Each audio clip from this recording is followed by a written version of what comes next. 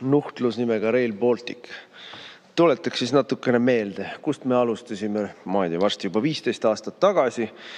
Meile reklaamiti seda, kuidas me saame nüüd kiirrongiga Berliini ooperisse. Nagu päris eurooplased ja kitsarööpaga.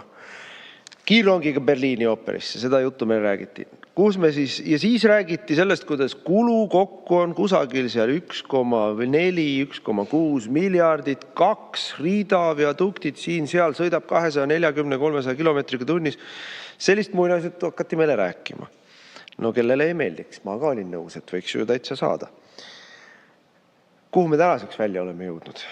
Välja oleme jõudnud, et üks ainus rida on. Üle 140-160 kilomeetri tunnist ta ei sõida. Ja kaugemale kui Häädemeeste ka ei sõida. Peatuse nimi on Urissaare. Aga tehakse 12 kohalikku peatust.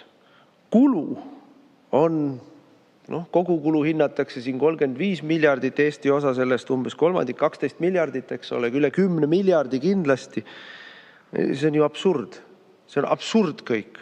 Igal aastal järgnevatel aastatel riigieelarve kulu suurusjärgus 450 miljonit eurot. Ja korra vaatame, siis paneme see kõrvale. Rahandusministeerium tegi meile majandusprognoosi, mis on muidugi samasugune nagu vanasti öeldi sellise majandusprognoosi kohta, et numbrid nagu Rakvere aiateibad. Ei saa väga tõsiselt võtta, aga prognoositakse kasvu 2,3% järgmisel aastal, SKP kasvu. Aga sellest riigi osakaal, laenatud rahaga tehtud riigi poolt siis tekitatud majanduskasv ehk sisetarbimine on sellest 2,3% 2 enam-vähem. Ehk siis kogu majanduskasv on laenurahaga ja selle tulemuseks on järgmisel aastal siis riigieelarve defitsiit suurusjärgus 4,9% SKP-st, mis on kõigi aegade põhimõtteliselt rekord. Et pärast seda ei saa reformierakondlased isegi rääkida seda, kuidas Martin Helme koroona ajal tegi mingisuguse suurem eelarve defitsiidi. Ja kuhu läheb suur osa sellest rahast? Rail Balticusse jälle.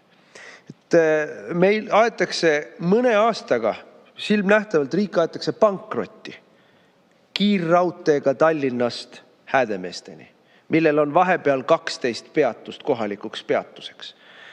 See on deliirne poliitika. See on täiesti vastutustundetu poliitika.